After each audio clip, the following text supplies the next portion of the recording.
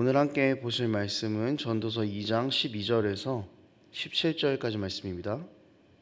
전도서 2장 12절에서 17절까지 말씀입니다. 전도서 2장 12절에서 17절까지 말씀입니다. 저희 말씀이 짧으니까요, 같이 함께 읽도록 하겠습니다. 함께 읽겠습니다. 내가 돌이켜 지혜와 방령됨과 어리석음을 보았나니 왕 뒤에 오는 자는 무슨 일을 행할까? 이미 행한 지 오래전의 일일 뿐이니라.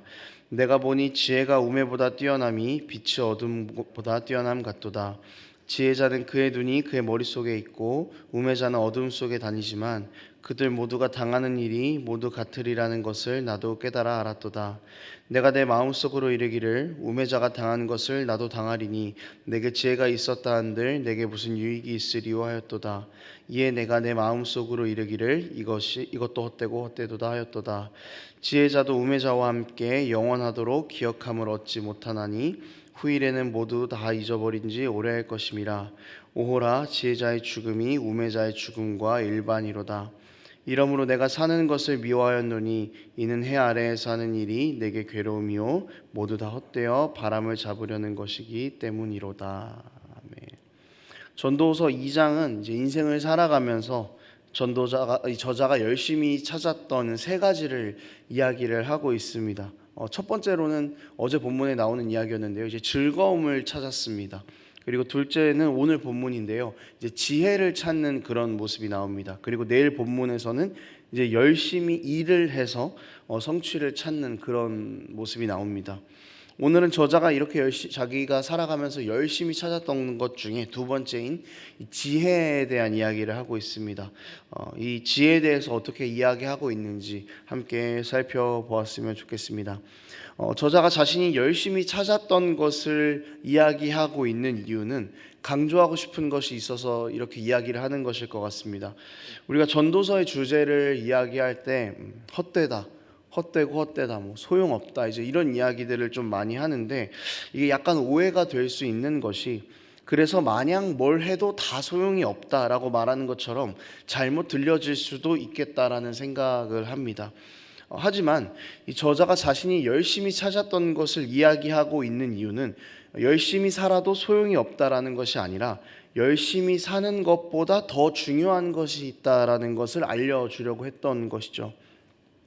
이 저자는 열심히 놀아보고 인생의 만족을 찾지 못했습니다. 그래서 이제는 인생의 만족을 찾기 위해 공부를 시작합니다. 약간 학생들의 그런 모습을 보는 것 같죠.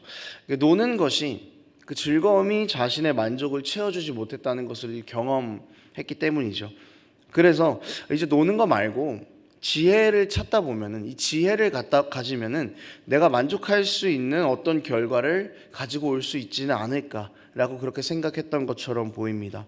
그래서 13절에서 이제 이렇게 이야기하거든요. 내가 보니 지혜가 우매보다 뛰어남이 빛이 어둠보다 뛰어남 같도다. 그러니까 저자가 이렇게 세상을 보니까 지혜가 가장 뛰어난 것처럼 보이는 거예요. 그래서 이제 13절 말씀대로라면 이제 결심했다.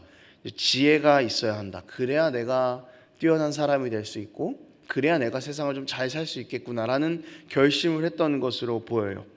그래서 열심히 공부를 시작했습니다. 열심히 지혜를 찾기 시작한 거죠. 열심히 지혜를 찾아서 헤매고 노력했던 저자는 아마도 자신의 삶을 통제하려고 했던 것으로 보입니다. 그러니까 통제한다는 것이 그냥 흘러가는 시간 안에서 자기가 가지고 있는 이 지혜로 자신의 삶을 하나하나 다 계획해내고 또 의도한 대로 삶이 술술 풀려나가는 이제 이런 것들을 꿈꿨던 것 같습니다. 그러니까 자신이 생각한 대로의 삶을 살아가면서 자신의 삶을 자기가 통제할 수 있다, 내가 이 지혜로 내 삶의 주인이 될 수 있다는 것을 보여주고 싶었던 것이죠. 이렇게 시간이 좀 지났습니다. 그리고 열심히 지혜를 찾았던 저자는요, 이런 결론을 내리는데요, 14절에 이렇게 이야기합니다. 지혜자는 그의 눈이 그의 머릿속에 있고 우매자는 어둠 속에 다니지만 그들 모두가 당하는 일이 모두 같으리라는 것을 나도 깨달아 알았도다.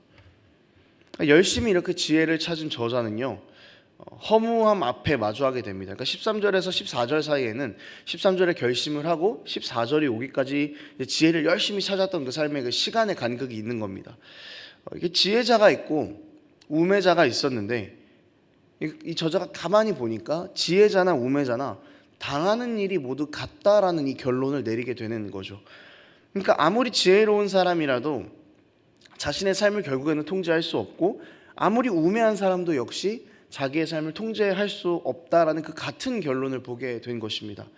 아마도 이것은 고통과 고난의 문제였을 것입니다. 그리고 궁극적으로는 죽음에 대한 문제였을 것입니다. 여러분, 지혜로운 사람이라고 해서 병에 걸리지 않는 것이 아니죠.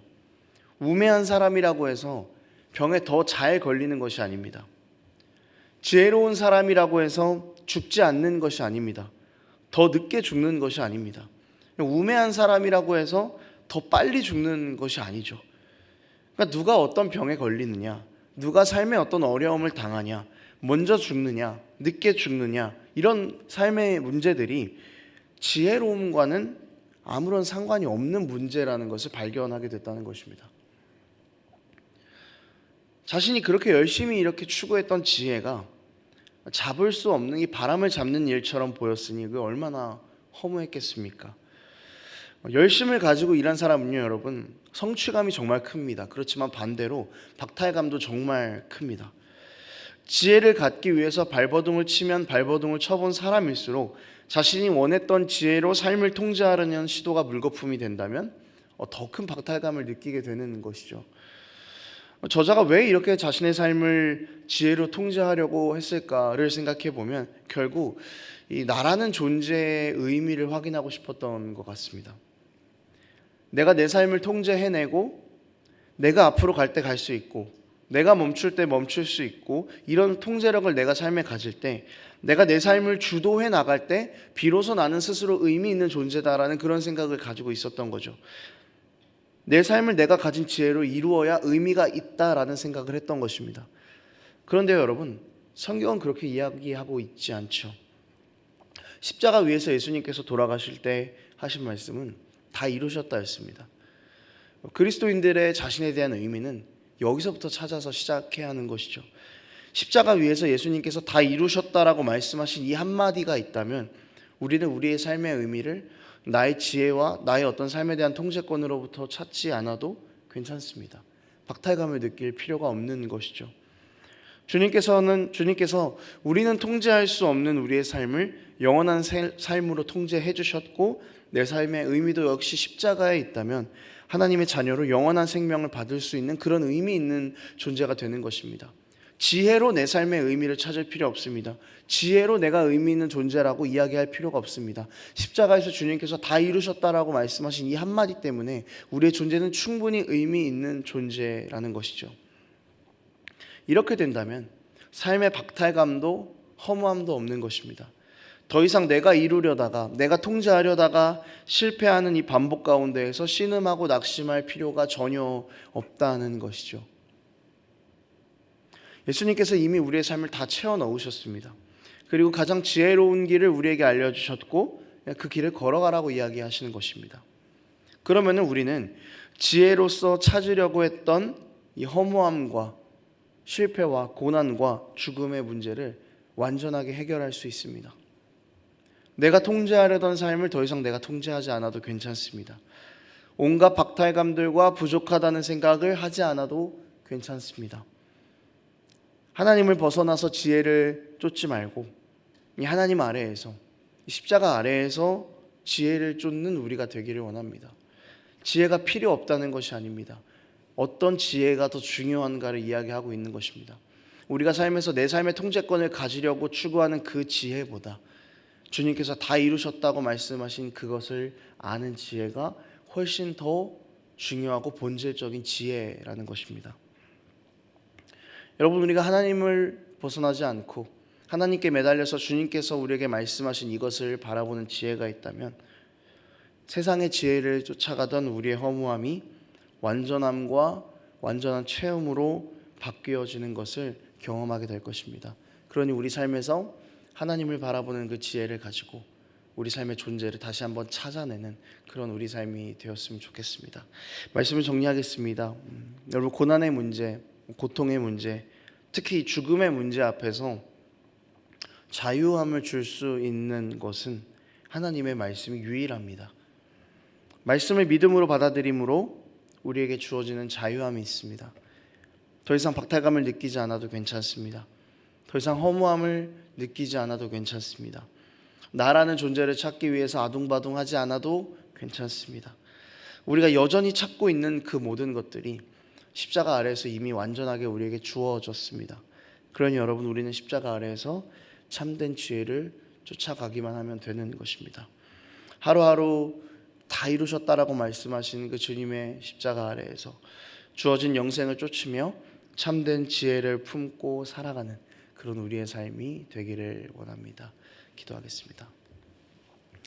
하나님 아버지, 우리는 여전히 미련하고 연약하여서 우리가 우리 삶의 주인이 되고자 지혜를 쫓고 그렇게 살아갑니다.